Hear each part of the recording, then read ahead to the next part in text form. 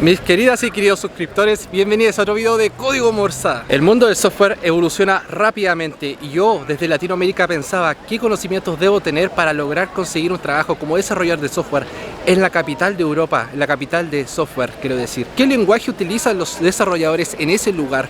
Quiero estar a ese nivel y aprender de los mejores. Quiero poder migrar de alguna forma desde Latinoamérica y llegar a Europa. ¿Qué conocimientos necesito para llegar a eso? En este video vamos a ver 4 libros que yo leí que me sirvieron mucho para encontrar un trabajo en la capital de software de Europa, o sea, Berlín. Y el primero de esos 4 libros se llama Building Microservices. Este libro es genial si quieres ser un experto en diseñar microservicios. Muchas personas se llenan la boca de microservicios aquí, microservicios allá, pero lo que no saben es en dónde tienen que poner el límite de lo que es un microservicio. ¿Cómo diseñas un microservicio? ¿Cómo sabes cuándo tienes que separar un monolito, por ejemplo? ¿Cómo separar los distintos dominios de los que se hacen cargo estos microservicios? ¿Qué protocolos de comunicación deben usar entre ellos? Porque la mayoría de las personas solamente creen que existe HTTP para comunicarse entre microservicios, pero también están los protocolos como los protobuffers, remote procedures, SOAP, por ejemplo. ¿Qué pasa con las bases de datos en estos ecosistemas? ¿Puede una base de datos comunicarse con 2 microservicios?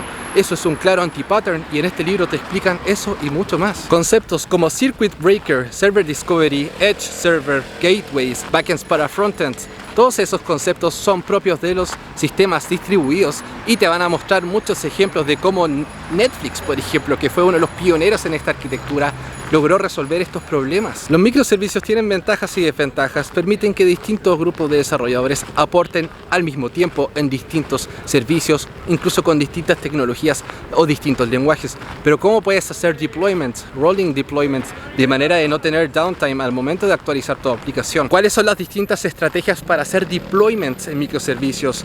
Canary releases, rolling deployments, etc. ¿O qué pasa cuando de tus 7 microservicios 1 o 2 quedan fuera de servicio?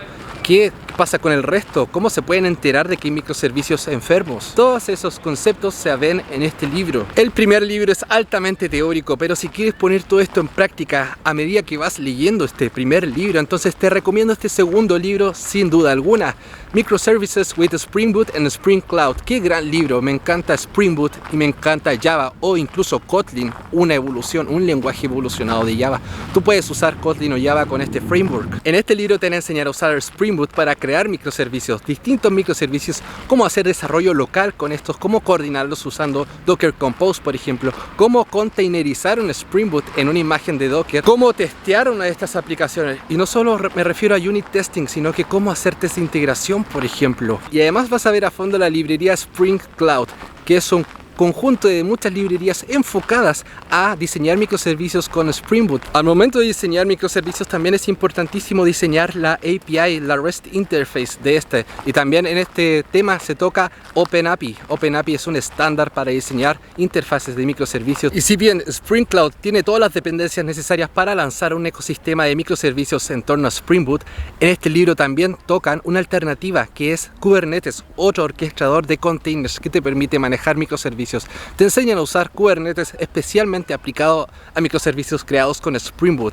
Este libro es completísimo, pero he mencionado la palabra Docker aquí y allá, he hablado de containers, de Docker Compose. Y me preguntaré, si es que tú sabes lo que es Docker, si es que aún no sabes lo que es Docker en el 2022, no te preocupes, porque para eso te traigo el tercer libro. También me leí este libro llamado Deep Docker Dive o Deep Dive Docker, que te enseña desde cero Docker, así que no te preocupes si es que no lo conoces, porque este libro es especialmente para ti, para alguien que no tiene idea de lo que es un container, pero que es una tecnología que todo programador debería saber en el 2022. En este libro vas a aprender todos los elementos básicos que necesitas para usar Docker efectivamente. Te van a enseñar a crear tu propio container, containerizar una aplicación existente, usar los comandos de Docker típicos para poder debuguear un container. ¿Sabes qué? Debuguear un container es una actividad que me ha salvado el pellejo innumerables veces desde que llegué a trabajar como desarrollador a Europa. La capacidad de poder entrar a un container, saber qué es lo que está pasando o ver los logs generados por este, coordinar containers localmente con Docker Compose, etcétera, son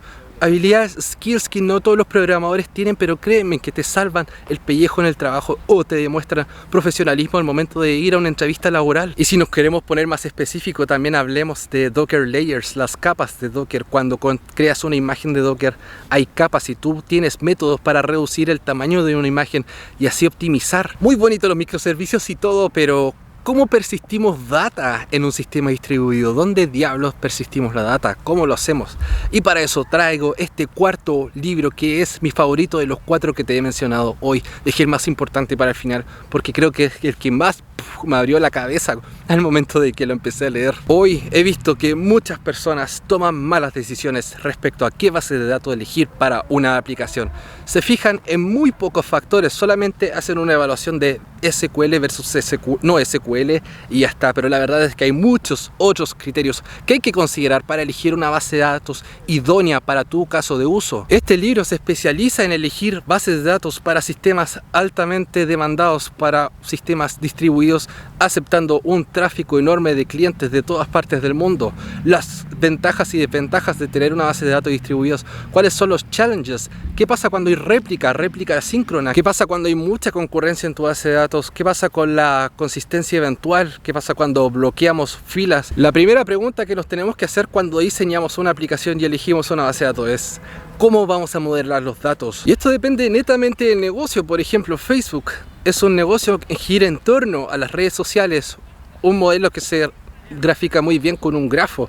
Hay bases de datos hechas para grafos. También hay bases de datos relacionales, sí, como para esquemas clásicos de unos a muchos o de unos a uno, pero también tenemos modelos de negocio que se representan muy bien en documentos, bases de datos orientados a documentos y por último bases de datos orientados a llave valor, en donde solamente nos interesa escribir y leer en relaciones 1 a 1 a una alta tasa. Entonces ahí viene muy bien las bases de datos Key Value. Pero verán que hay otros criterios que tenemos que tener en cuenta y esto es lo que muchas personas ignoran. ¿Conocen la categoría OLTP versus OLAP?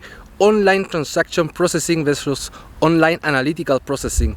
Dos paradigmas distintos de leer, escribir y modificar datos en una base de datos. OLTP son las bases de datos que hemos conocido clásicamente como MySQL, Postgres o incluso MongoDB. Y acá ya no estamos hablando de una separación de SQL versus no SQL, sino que bases de datos hechas para hacer transacciones online, para escribir datos y asegurarnos de que queden correctamente escritos en la base de datos. Pero hay bases de datos en donde no nos importa tanto el tiempo de ejecución de la transacción, ni si quedó consistentemente guardado, sino que solamente estamos enfocados en analizar grandes volúmenes de datos con queries que agregan múltiples datos, múltiples filas. Estamos hablando de las bases de datos OLAP, generalmente relacionados a bases de datos dedicados a hacer data warehouse. Estoy hablando de Redshift, Snowflake. Los usuarios de esta base de datos son tu Data Science Team, tu equipo de Analytics, que se encarga de extraer valor de estos datos, de aplicar minería de datos a tus estadísticas de tu aplicación. Estamos hablando de otra base de datos que se genera a partir de tu OLTP, de tu base de datos principal que recibe las transacciones de tus usuarios. Entonces, ¿cómo podemos mandar información de una base de datos a la otra y formatearla correctamente en la base de datos analítica, en el Data Warehouse? Para eso existe este clásico proceso ETL, muchas veces ignorado por muchos desarrolladores, pero los ETL son el pan de cada día. Hoy en el mundo de Big Data, los Data Engineers están cada vez más demandados. Es una especialización ya distinta al Web Developer, alguien que se encarga exclusivamente de crear data pipelines